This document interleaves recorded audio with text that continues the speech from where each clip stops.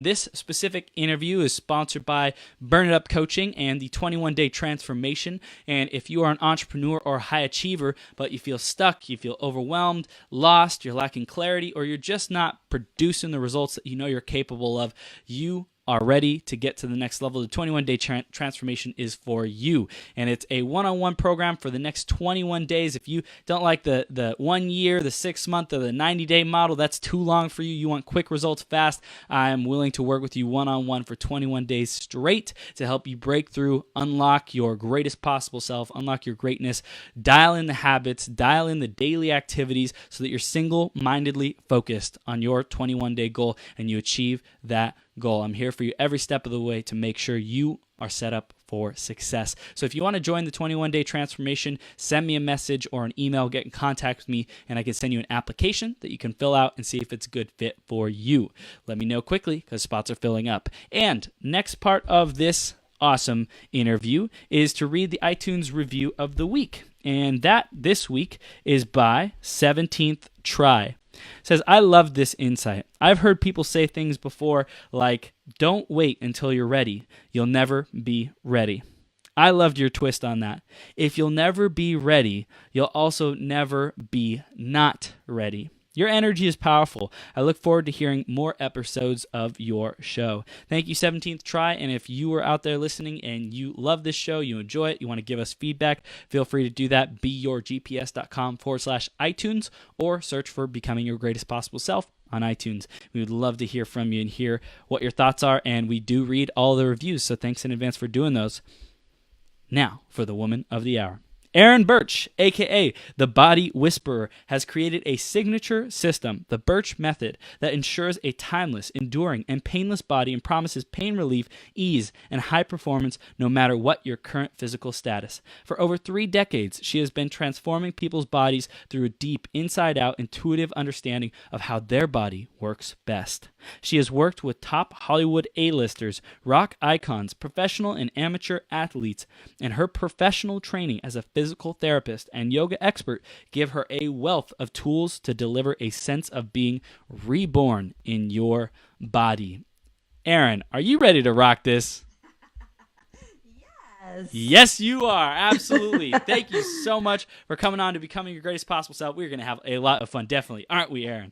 Yeah, my absolute pleasure. Yes. Awesome. So for everyone who doesn't know, I was able to visit Erin in, it was north of San Francisco. I don't even remember the city, but I was doing a road trip and she's like, hey, I can do some work on you. I was like, what? Really? Awesome. And so I went with my girlfriend and it was incredible, the work that you did and just all the notices, all the nuances that you have, Erin, is just like, I'm so grateful that we got to experience that and experience your gifts, and we will definitely be back. It is absolutely awesome. That's great, Chris. Yeah, I had a lot of fun with you guys as well. Awesome. And it's that nuance. That's the piece that I bring that other people, like almost everyone else in my field and in body, in body work and all that kind of stuff. There's a lot that people miss because they're not looking for it. Yeah, and you have the experience and the wisdom, and you listen to the body. You're very intuitive. I loved how it was, feeling very, very at ease and peaceful while you were doing your work and your genius, your mastery, your art. It was beautiful. So thank you so much for doing that, and I'm sure we'll be diving into that even more. And before we go any further, we're going to dive into the theme of the day, which is the freedom to choose. So, Erin, how does this concept of freedom to choose, how has that showed up in your life? How is that important to you? Ooh, that's so juicy. It's totally juicy because because I was a prisoner in my own body. That's how this whole thing developed. Is I was not free to choose, and I was looking from the outside in, right? And when you look from the outside in, you don't necessarily. I mean, there's lots of exceptions. A lot of people have different stories, so I don't want to trash vibe anyone's experience at all. But from my experience, looking from the outside in wasn't cutting it. Right. And so when I went into a deep dive and I discovered the design of the body from the inside out, gives me the freedom to choose pain or no pain, to choose aging the way most people age, and to not choose that, to choose to be more ageless and to be more youthful and to be more radiant, because that's, it's that inner glow that that people want. They don't even know they want it, but they want it. Yeah. And it's freedom, that feeling of youth, of vitality, of energy. vitality. Yes. Yes. Yeah. Like life force, like just like oozing, bouncing off. Oozing, yes. The way I describe it is to be our most crackling aliveness, like to move into our most crackling aliveness. And that just feels really like an invitation. And so when people are in their, when they're young, right? When they're in their 20s, 30s, they get up to like 40s, and up until that time, they've been sort of gliding on their grace. They didn't even know that they were doing it, but it's this feeling of like, I can do anything, and then they hit their 40s, and it kind of comes to a bit of a skid, and then especially their 50s. People are like, well, I'm not as fast as I was. I'm not as nimble. I'm not as agile. I'm not as strong. I'm not as young. I don't heal as quickly. I hear all these things, right? Excuses. or paint, what we do is we paint ourselves into a corner, and that's not the freedom to choose, right? That's what we do. We don't know that we're doing it. We're working against the design of the body, and we end up in a corner and we go, how did I get here? And then we have to farm it out to somebody else to deal with. Right. So my journey has taken me from the inside out instead of from the outside in. And that's a powerful thing when you can actually claim your body and the real estate that it is in a way that you now are the sovereign landowner, to take that metaphor a bit further, to where you can actually script what happens and how it nurtures itself, how it actually how to work with the design of its own essence and own nature. Yes, and please. That's can we just freedom. use this machinery the way it was designed? Machinery is very, very kind of rigid, but mechanistic. Yep. Yeah. It's this juicy, flowing vessel. The way it was designed. I tend to think of it's interesting. Almost all of the metaphors, and I use them too freely because it helps people understand. But almost all the metaphors are sort of inanimate, like vehicle, vessel, she, whatever. And I like to think about the body as an aspect of nature. Like it's a living, breathing aspect of nature. And so when you interact with it from that place of its own aliveness, and count it not as a sort of an inanimate thing, but as a thing that's really responsive, highly responsive to what you think, what you feel, what you do, how you move, what you eat, what you drink, what you all of that is it's like if you take a plant and you don't give it water, then it doesn't thrive. Or if you give a plant beer instead of water, it doesn't thrive. Nothing against beer, by the way. I'm just saying, for a plant, it doesn't. Not the best fuel. Right. So my equation for healing is that you've got to give your body. And when I say body, I don't just mean physical body. I mean the entire, the whole, living, breathing, amazing thing that it is. I don't even know what, we don't have words for it. Right. So the equation is you've got to give it what it needs. And then you got to not give it what it doesn't need. Right. Because so you want to actually optimize your experience of being in a body, with a body. I think, that's the freedom to choose, because if you make other choices that go against the design, then what you're actually doing, and of course you won't know it for probably a few more decades, but what you're doing is you're actually scripting a future that you don't want to live. Does that make sense? Yeah. It's by the choices that we make today affect us, have consequences, have far-reaching consequences that, absolutely. If only we were present to, every time someone eats a cheeseburger or whatever it might be, or skips the gym or skips doing yoga, here's the consequence when this plays out for years and years to come. Yeah. That'd be awesome. Yeah. So it matters what you do. It matters in the moment, and it matters down the road. Everything has that cumulative thing. So I work in the realm, talked about the nuance. I work in the realm of the millimeter so that I can affect the decades. Juicy. Leverage. Yes.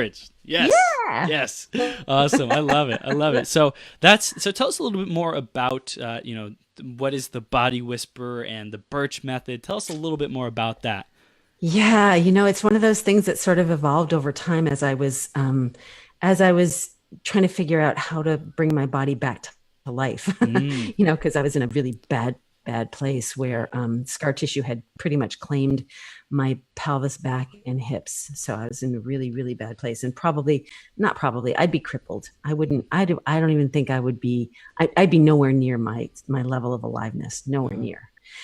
So the Burch Method was born out of my persistent, tenacious attention to the details of my sensation. And so it's hallmarked by 3 really powerful concepts. One is alignment. And when I say alignment, I actually mean that every structure in your body has a very, very specific place where it likes to be. I call it the happy place. It's got a very specific range of motion or a specific little movement that it does.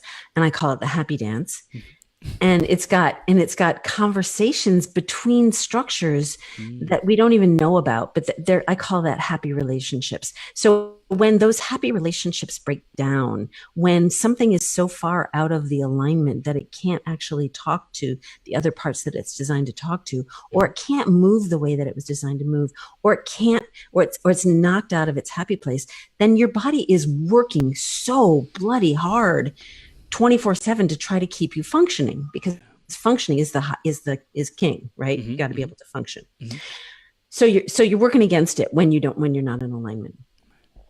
And then the second thing is attunement, which is that intimate conversation with your body. Like when I first sort of started this, my whole concept of sensation was pretty much on the level of the skin. We kind of think sensation is skin deep, but turns out that we have nerves that go pretty much everywhere in our body. And those nerves are like, they're like little, bugs, like when you went, like the NSA or something would bug your body. Like you could actually eavesdrop on any conversation in your body that you wanted to. Wow. Right. You could consult your gallbladder if you wanted to. You could check in with your knee and you could learn what it wants and what it doesn't want. You could actually have that. Not many people do that. And I did it out of desperation, honestly. I didn't know that's what I was doing, but I was like, this is not right. And I've got to make it right. And I'm going to do whatever it takes. Right. So that's the second thing, is attunement, learning the language of sensation, and then learning how to respond to it in a way that's really intelligent and appropriate. And then the third thing is assembly, which is like, this is like, I've never heard anybody else talk about it quite like this. So this is the gold. So listen up. The gold is the concept that we're held together by something, and we're held together by tension. So tension is literally the glue of the universe. Like a water molecule stays together because there's tension in it. And it's, you can pretty much look anywhere, like things that stay together, the assembly of things is because there's some kind of mechanism of tension working. So, but our bodies, there's 2 things that I have to say about tension. 3 things. One is that tension in the body will show up in the face. So when people are concerned about looking younger, where they need to look is not just on skin care products, right, or supplements. It's also about dealing with where the tension actually lives. The second thing I want to say is that when tension is living in places where it does not belong, it is highly corrosive to the design and the structures of the body. That's where degeneration comes in. That's where, when things break down, that's why, because tension is gluing things together that are actually designed to be separate moving parts. Right? Separate moving parts are a premium. If you look at a kid's body, right? What have they got going on? They've got separate moving parts all over the place, right? I'm having a lovely, warm sensation.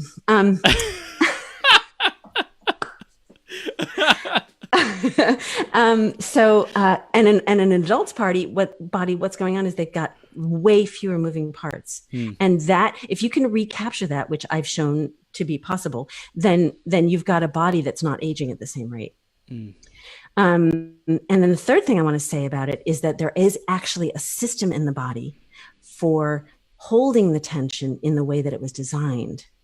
And I call that the core container. And there's some pretty amazing things that differentiate that from how most people think about the core. So, yeah. Wow. Okay, so this is gold, and I'm sure we can dive even more into these and the concepts of staying youthful and full of energy and how to protect ourselves, how to make ourselves last longer. Before that, let's go back to that journey. You know, when you mentioned that you were going through these challenges, these health challenges, you know, tell us about that, and then tell us about getting to where we are today. What were some of the other challenges that you experienced along the way on your road to healing, on your road to youthfulness?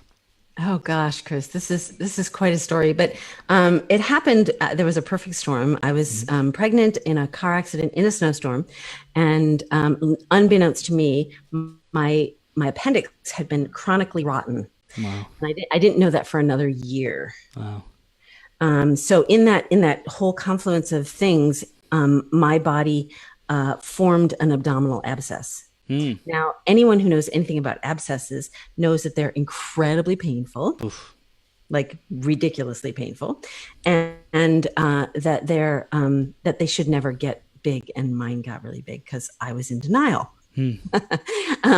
So then I had surgery, and a year later my appendix came out, and then so that was 2 surgeries, and I launched back into motherhood and had my baby, and launched back to work, and figured my body was going to go back to normal. But normal had left the building, and in its place was a thief. So the thief in the guise of scar tissue. So scar tissue is way, way, way more destructive than people have any idea about. Wow. So scar tissue is a beast, and it lives, and it basically it latches on, sort of like a grappling hook. You know, it sort of latches onto something, and then it pulls.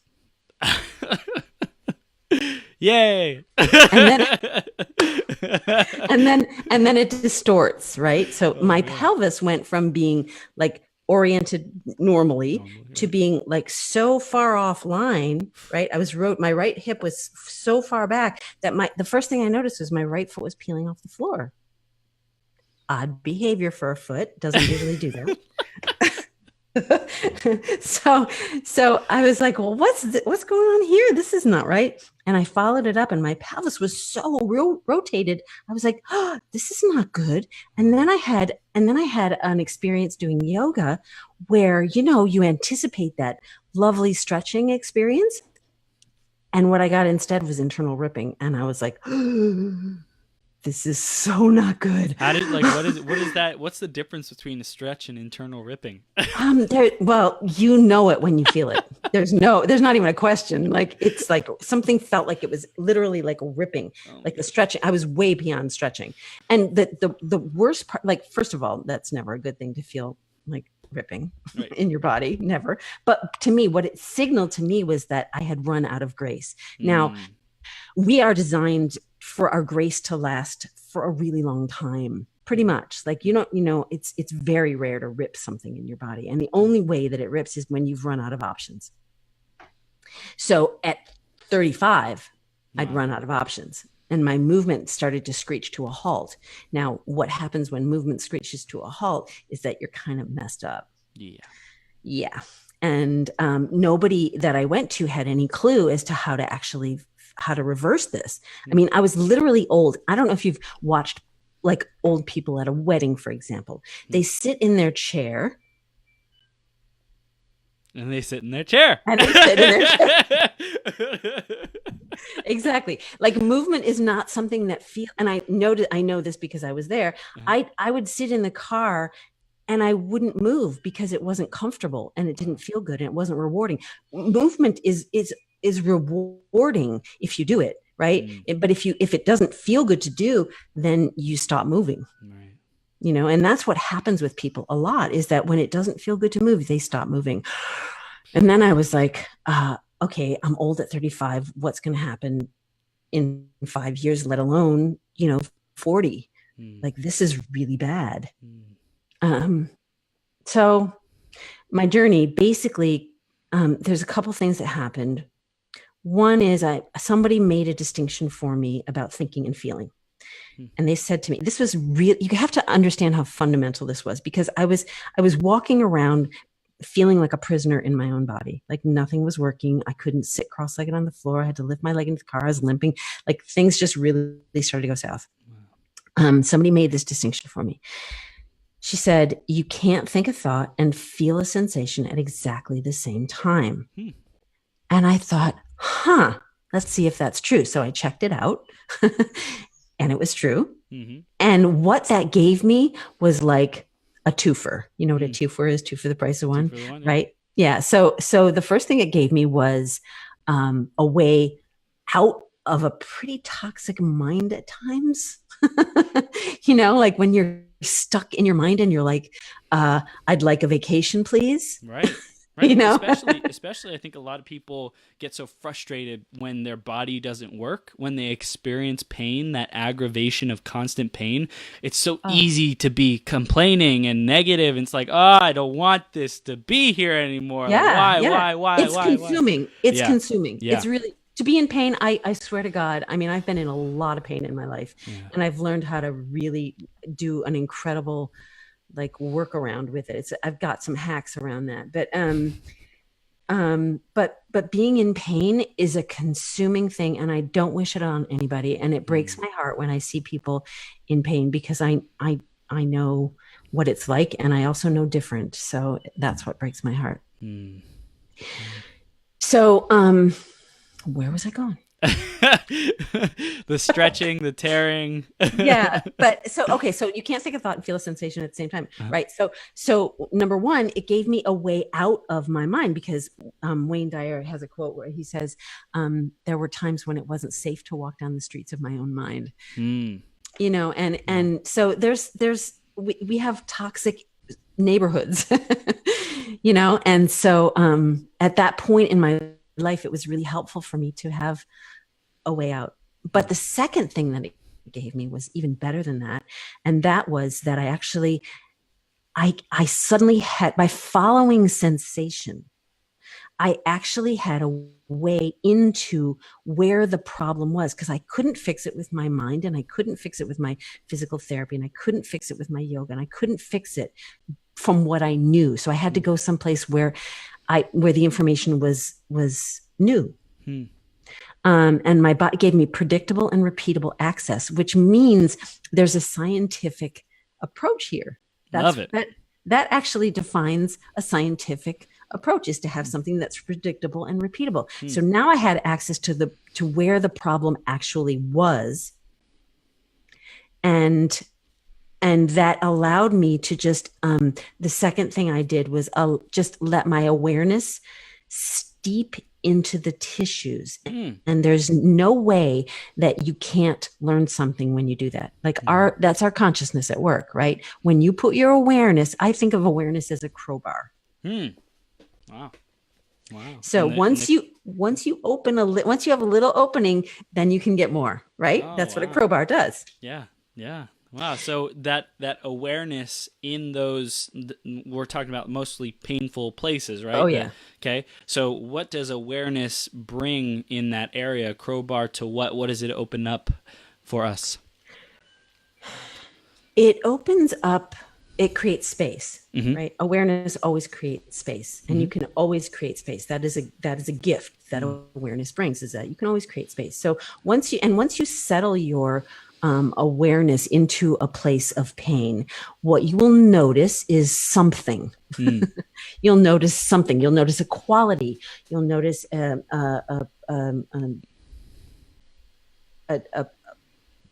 way that it works, or a way that it doesn't work, or you'll notice something. You'll be informed by something. That is the way our consciousness works. And people generally don't apply consciousness to the body in that way. They generally apply it to, and this is interesting. Like, I went to a meditation retreat, and there was this brilliant man, and he had been meditating for 50 years. And I was like, oh my God, I'm so impressed by his clarity. And then he stood up. And I was like, whoa. He did not bring his body on that journey. Wow. Like he had been sitting there for a while, and you could tell he was comfortable sitting, but then transitioning, he had not brought his body on that journey. It had been like from the head up. Wow. And not from the feet up. Wow. And when you don't include your body in your enlightenment, I think that's really short-circuiting your possibilities. I think that the body is hardwired for enlightenment. Yeah, and it's like it's our conduit, right? Our body is a conduit to feel, to sense, to experience the world. And if there's a part of our conduit that's like broken or isn't receiving energy, vibration, feeling, sensation, then we're only living a partial life that we could be living. Absolutely. You said it beautifully. Yeah, that's good. I mean, our body defines our life, like literally beginning, end, bam, body, It's good. Yeah. Oh my gosh. So how do we start to take back control or back harmony with our body? How do we really start to move into an area where we're healing, we're flexible, we're dancing around like little kids, we have mobility? Tell us some more access pathways to that. Okay, so the first thing I would say, and this is one of those things that you hear and you think, oh yeah, that's sweet, but just like, you can't think a thought and feel a sensation. It seems like, oh, well, that's a sweet thing to say. Like, oh yeah. But when you really start to live it, it becomes something that is powerful. So I'm going to tell you another one of those things. And that is that as Westerners, what we have generally accepted unconsciously as a paradigm for life is this master-slave relationship with things, right? That's why I said in the beginning about our body is not a thing. It's not an inanimate thing. So we've done this. We've sort of objectified things in our world. So we've done it with indigenous people. We've done it with nature. We've done it with animals. We've done it with women and children and our bodies. And so when you have this sort of master-slave thing that you're operating from, that you don't even know you're operating from, right? As Westerners, we've come across it really honestly. But when that happens, that's an interesting paradigm. Is that you or me? I do live close to a fire station, so I'm sorry about that. It's okay. Wow. Sorry. Sounds like all hell's breaking loose. I think it's a sign from the universe. Pay attention, listener. Pay attention. Exactly. So when you operate out of that paradigm, you unconsciously are using up resources. That's what a master-slave paradigm is basically saying. Is that I'll just use up these resources, and I don't have to really personally invest in this entity. Now, that doesn't mean to say that there aren't very benevolent masters. There are lots of people who think that they're doing the right thing by their body. They're eating well. They're like, all the things you talked about before, working out, moving, paying attention, all that kind of stuff. But it's still sort of this top down, I'm going to take care of you. And what I propose is that people shift to a partnership. Because a master-slave relationship, because it's using up the resources, that means you have the potential, and it's pretty strong, to actually outlive your body. And having worked in nursing homes and hospitals, I've watched and witnessed people who have outlived their body. And I was there at 35, and it sucks. I don't recommend it. And so when you shift that paradigm to a partnership, what happens is something really juicy, which is now you have a partner that you have to care about what their feedback is, right? If you're a master and a slave, you can subdue the feedback. But when you're in a partnership, you're dependent, you're codependent is the wrong word, interdependent with your body in a way that you have to really be listening and care and respond to what it's saying. So it's a really, and a partnership grows with you. Like the object of a partnership is for everything to be in harmony and to be enhanced by the partnership. Yeah, and I even think that in a partnership, you care about yourself and your own well-being, and you also care about the other person's or thing's well-being, whatever is in relationship. So we'll take actions that benefit the other thing in the Yes. partnership Win-win. As well as us. A win-win. Exactly. Absolutely. Yeah, you got it. You got it. So whether it's, whatever relationship it is, when you change it from a top down to a partnership, now you've got something that's really more interesting. It's less convenient sometimes, but it's more interesting. But yeah, so that's one of the first things. The other thing that I realized was the power of relaxation. Now, I don't know if you remember, you were probably two, but way back in the 90s, there was this big resurgence in the whole relaxation thing. It was a term that people actually used. And Herb Benson wrote a book on it. It was the relaxation response. There was a thing, it was something that people actually practiced. It was probably on Oprah at one point. Exactly. And so what's happened in the time since is that it's really gone out of fashion. Like, people don't talk about relaxation anymore. They don't really talk about it. They don't practice it. Meditation is not the same thing as relaxation. TV is not the same thing. Reading a book is not the same thing. There's it's state dependent, right? The relaxation. And the power of that is this. It's good to just soothe your nervous system, right? Because that's a reset for your nervous system. All that's great, really good, right? To de-stress. Right. And when it comes to an injury or when it comes to pain, what our body is designed to do, or at least what it tends to do, is to contract around a sensation that we don't care for. And what I have found is that when you actually work, it's completely counterintuitive, but when you work against that by actually opening up and relaxing the space, creating more space, right? Because that's the problem, is lack of space. When you start to open that up and move, reestablish movement, reestablish normality as soon and as much as possible. That's where relaxation really becomes super important. I had a shoulder injury one day.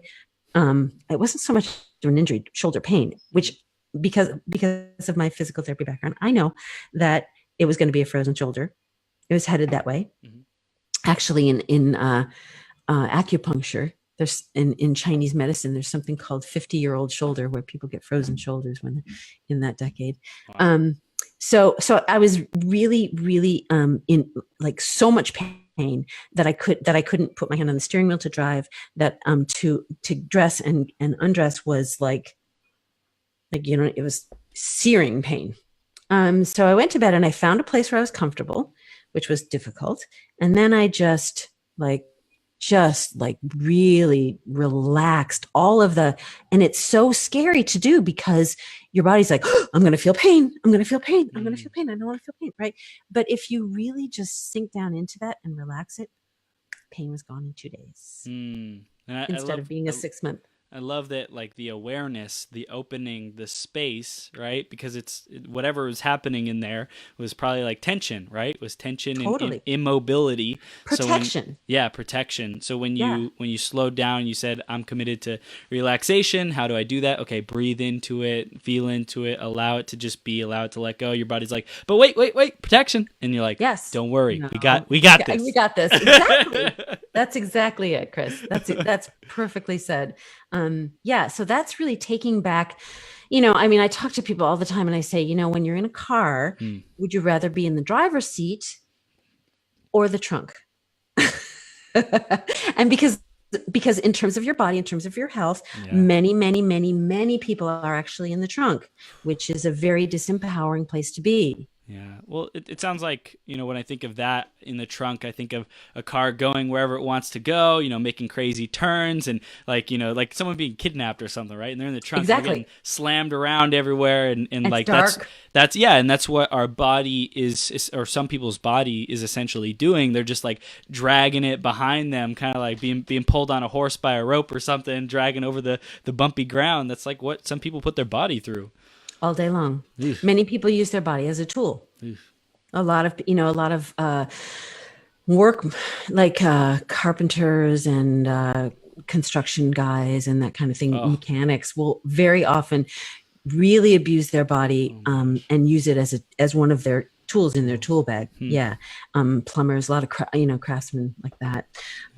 So yeah, it's you only get one, and my experience is that it's built to last, like seriously built to last. I remember like a spiritual experience when I was in an anatomy lab and opening up an undiseased hip and just being like feeling like the heavens opened and the angels sang. I was so beautiful knowing that this white glistening cartilage is covering our joints. And it was so beautiful. And also in class, we had learned that the fluid that's in the synovial joints has a coefficient of friction near 0. How does this break down? It can only break down if we're misunderstanding it and misusing it. That's the only way. Like there's an epidemic of total hips and total knees. I'm like, there's something really wrong here. We're not, and I think part of it is nutritional and part of it is, that maybe technology, but a lot of it is how we use it. And it's interesting, Chris, because I've run across people who have, the dreaded bone on bone diagnosis, and have investigated, well, what if I don't have surgery? Because here's when you're in a bone on bone state, the doctors assume, I'm assuming that the doctors assume that it's the lack of cartilage that's causing the pain. Right? That's pretty a common assumption. Right. But in my experience, there's an irritation that's in the joint that causes the lack of cartilage. And if that irritation then doesn't go away, so the pain is then the pain shows up because our cartilage is our grace. But when I've taken those people into alignment, like really the deeper, more subtle alignment that I work with, then they don't have any pain. So is it really that there's no cartilage that causes the pain, or is it just that there's just been an irritation there that's eaten up the cartilage, and now you have a smaller margin of error and you have to stay in alignment, right? Okay. You can't mess around with that, otherwise you'll feel pain because you don't have the grace anymore of the cartilage. Wow. How can we know if we're on a path to losing mobility in our body and losing access and man, this is great. You're asking such great questions. So remember when I talked about tension is the glue of the universe, right? Yeah. And what it does is when it's in the wrong places, it will moving parts together. Okay. So when we worked together, right, a few weeks ago, I sort of brought that to your attention in your shoulder and all that kind like that, right? You could feel like, so we've got parts that feel like they go together, like our shoulders and our rib cage, for example. So when you and your scap, right? So if you lift your arm and if your rib cage goes with it, even just a little bit, that means it's glued together. So real mobility, true mobility, has to do with getting the parts back where they belong and then ungluing them, which is the work that I do. Is I go get in there and actually bring consciousness, like the crowbar of consciousness, to those separate parts. And I'm like, okay, what if these were separate parts? And people are usually like, oh, I didn't know it could do that, or it hasn't felt like that in about however many years, and then I teach them how to actually put tension where it doesn't belong to where it does belong, which puts them in the driver's seat and out of the trunk. So like. How would someone know if they need to go see you though? Like what are the like because like I think our challenge is we underestimate the small little things, the small signs, the small symptoms, and over time those turn into really big problems. And I think that the reason why people are choosing the nutrition route to, like, a lot of people see that as the primary, thing that they're going after these days. And I think, there's aspects of both. The body, mechanisms and alignment and all that is super important. Yeah. But I think that they go after nutrition first just because that's like easy and it's known. It's known. Exactly. So it's moved into the mainstream, whereas this has not yet. Exactly. So how do we, help people make better choices when they don't know what the consequences are yet? They can't see the tangible. I mean, we could tell them to look around, but we can't see that, hey, if you simply pay attention and you go see Erin or do this work, then you'll be able to be free from that. How do we paint that picture so that they are hungry to make that change? Yeah. I mean, to lose mobility is probably one of the scariest things. People think that pain is the worst thing. Aging is way worse, and aging is hallmarked by loss of mobility. And that just freaked me out. Yeah. Mobility is key. It's key. Losing those moving parts is not what you want to do. So, it's like, let's see. So how do I answer this question in the best possible way? There's so much. I mean, I have a lot of videos on YouTube and stuff under the Burch Method. I just did one the other week around using foam rollers in a way that's a little more humane. So that you can get a different result. Learning how to stretch. There's so much that we don't know about the design, and that sort of makes it a challenge for where we are right now until it becomes a little more mainstream. So I get that. But paying attention is really key. There is a design at work. And when you I talk in my videos, I've talked about the core container. In my videos, I've talked about more alignment and how this all works. And our body is designed to float really more than walk. Walking is hard on people. Standing is hard on people. And I've discovered a way to really teach people how to actually stand. And again, these are on my videos, but it's all free. Standing in a way where your alignment really is working for you. I mean, so, if I hold a weight, for example, if I hold it like a kettlebell right here, and this is pretty, it's upright. So I'm not fighting gravity, right? I can hold the kettlebell for a long time. But once I start to deviate, and this is what happens with our forward head, and that's what happens with anything that moves out of its alignment, is now your body's working all the time. If your head is not over your shoulders, if your shoulders are not over your rib cage is not over your pelvis, if your pelvis not over your hips, and on, then your body has to work.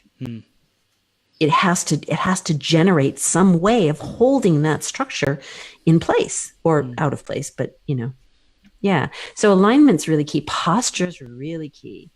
And I've got some things to say about the core container if you want to hear them. Yeah, please, let's dive in. Okay, so there's sort of an underlying assumption that says if I strengthen it, I'll use it functionally. And you probably, go to the gym and do the core exercises, and then I've worked with some trainers and stuff, and I test where the body response is coming from, and the body response is not coming from the core. When they're tested, I'm like, okay, you're not using it functionally. You're not actually, you've strengthened it, but then there's this disconnect between actually using it to hold you up while you stand or hold you up when you do, anything. Right? So I think when you taught me and my girlfriend about this, it was, other parts of the body will compensate. So if I'm supposed to be, moving, standing up straight, then I'll be putting a lot of tension in my quad or in my, calves or in my upper back, my shoulders or rib cage, whatever it might be. Yeah, that's absolutely right. So the tension's got to go somewhere. Yeah. You need something to hold you together. Otherwise you wouldn't be together. So tension's normal. It should be there. It's not diabolical, but when it's living in the places where it doesn't belong, then it really becomes a problem, and we don't know it. Now I'm going to share with you another thing about our nervous system, which I found to be fascinating. I've never heard anybody talk about it like this. So maybe they are, but I just haven't heard them. So our nervous system is designed. We've got the whole sympathetic chain, right? designed to deal with sudden and immediate threats. Yes? Mm-hmm. Right? So our whole system has evolved to take care of sudden and immediate threats. But our body is almost completely defenseless against slow, gradual threats because they're not registering. And so it will take us down. So tension in the wrong places, we just adapt. It's the frog in the boiling water scenario all over again. So when we're in a body that we're just like, ask a fish, how's the water? Can't tell you, right? Because that's all it knows. So when you get awareness into your body and you can make some distinctions of like, wow, I'm carrying tension there. And now I have a place to put it. It's like, that twofer with my thinking and feeling thing. It's like, great, it's not working here. Let me put it here. Yeah. So that's what the core container is actually designed to do, is to take that tension that is in your neck or in your quads or in your calves or in your feet or in your, like all these places you would never even know that it was because you're like a fish in the water. But suddenly you become aware of it. And then you go, oh my God, I have a place where I can actually redirect it so that now not only am I not tense in those places as much or, less and less and less all the time. It's a skill building thing. But also now I've got more movement and more fluidity and I'm more freedom and I'm reclaiming that real estate that was glued together. And you're also then you're creating longevity and sustainability in those structures because you're not having tension in the wrong places. So this is so key to having a body that will actually go the distance.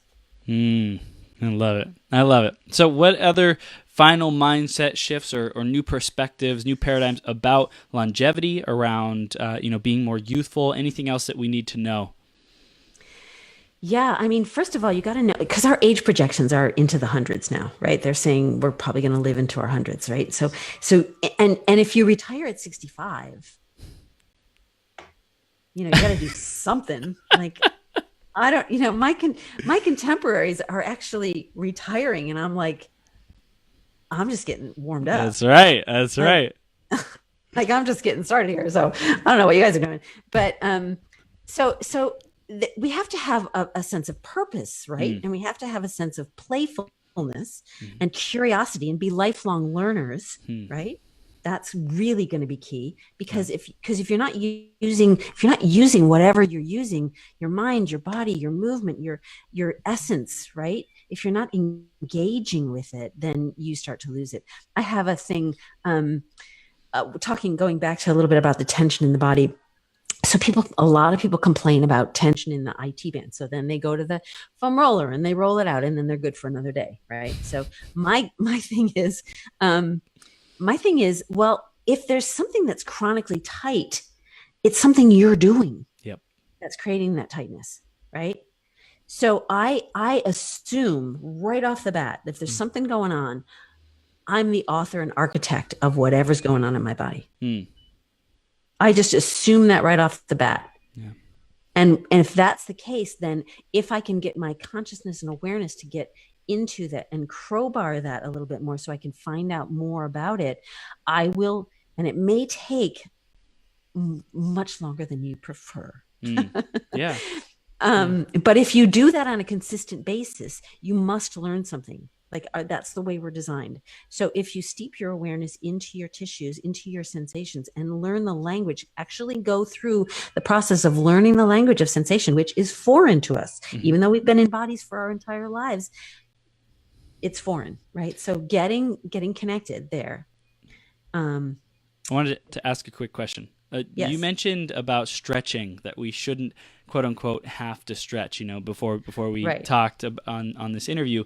So I wanted to cover that and how that relates to when people do the IT band, they do the foam roller. That's kind of like that preventative, or it might be more management. It might be more management. How do you know if you are doing something that is getting you back to a place of full alignment versus management? How do you know the difference? Great. I just did the video that I just did last week on my Facebook Live was exactly about this. So management is if it doesn't really get fully better, Mm. right? You want to be able to see not just short-term improvements, but long-term, like actually like climbing a mountain. You want to look down and see that the landscape is actually different, Right. right? The view is different from where you are if you're doing something that's actually healing and therapeutic, not just management. Mm-hmm. So what I was going to say about, everyone's familiar with, if you don't use it, you lose it, right? But with the body, if it's tight, Mm-hmm. if you're overusing it, you fusing it. It's that glue that I'm talking about, right? That means tension where it doesn't belong.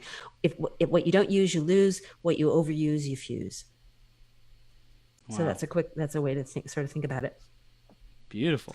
So the body's design is like more magnificent than I can even express. I mean, I can literally, when I start talking about it, I can actually bring tears to my eyes because it's so beautiful. I love bodies, because they're so magnificent in their brilliance. And so when you work with the design, you create sustainability. When you work against it, and look, I mean, I get it. We were not born with a manual. So we're just doing our best guess. And there's a lot out there that's just the best guess. And God bless, there's movement forward. But when I've been downloaded with the design, it's like, it's so simple and it's so beautiful and it's so, I don't know, compelling that when you actually stop and look, I'm on a lifelong journey with my body. Like I'm not in a place where I'm like, I don't have to do anything. But what you were talking about with the stretching is that because I tend to use my body more according to its design more of the time than most people because of what I've learned. I am generally not in a state where I feel like I need to stretch. And people are like, well, isn't that normal that you should stretch all the time? I'm like, actually, I find myself in a situation where I had to stretch a few weeks ago and it just felt really good to stretch. And I was like, okay, that's a flag. I've been doing something that is needing attention. Right. And there was a time, like when I was in my journey, there was a time when I was stretching, where I was on tennis balls, where I was on foam rollers, where I was constantly trying to, where I was a chiropractor. And so I was constantly trying to manage the pain and the tension until I learned how not to have to do that, so that now I'm not creating the monster that I have to actually manage. Wow. So it's the stretching, like we might have to do it to get back to alignment, but once we're in alignment, as long as we are doing the things that keep us in alignment, that may not necessarily be stretching. It's just the awareness of our body and how it feels, the sensations. Oh, am I going too far out? Am I, pushing my body a little too far out of its normal range of motion? Then might take, other preventative kind of actions or healing actions. Yeah. And it's not that I don't ever stretch, right? Because it feels good to stretch. Just like, people who get a massage when they're not in pain or when they're not in need, massage feels really good. Right. But so stretching feels really good. Yoga feels really good. But I know people who use it as their way to get through the day or the week or the month or whatever. And so I'm like, well, wouldn't it be more fun yes. if you felt better all the time and went to yoga because you love it? Yes, please. Awesome. So, Erin, how do people take the next step with you? What can our listener do next to really continue the journey with you? Well, there's on my website, there's a little pop-up, annoying little thing that's called, get love letters from your body, and I'll be in your inbox with a little love letter from your body one time a week for the next year. So that's kind of a nice thing to kind of remind you, oh yeah, I have this body and it's talking to me, and there's a real partnership relationship that's waiting to happen. And wouldn't that be fun? More fun than just kind of beating it up. And then there's also, I have a Facebook group for women. It's called Ageless Goddesses, and that you can join that Facebook group, and where I talk about secrets for staying juicy and luscious for life. Beautiful. Awesome. Well, I am not necessarily an ageless goddess, but I will be an ageless god, and I'll Yes, be you cheering will. you on from the sidelines. And everyone who is listening, definitely take that next step with Erin. Keep building the relationship with her because she's awesome. And Spike Edwards says, "Thanks, folks. This has been great. Got to go coaching with Steve Olsher's tribe. Great information." He also said, "Because of Erin, I'm even faster at almost 60. Woohoo!" So awesome, awesome. Thank you so much, Spike. And Erin, Yes, thank you for being on here. Thank you for teaching people about our bodies. I know that's a fascination of mine that I'm continuing to dive into more and more every day. So thank you for putting up those mile markers about how to teach and learn with our body and respond to our body and be partners with our body. I think it's the work that you're doing is phenomenal. Thank you. Thank you. It's a rich resource, our bodies. Yes. Strongest asset. That's right. Oh my gosh. Blessed. Erin, thank you Yes. so much, and have the best day ever, okay? Thank you. Awesome All right. time. I'll see you soon. All right. Ciao, ciao.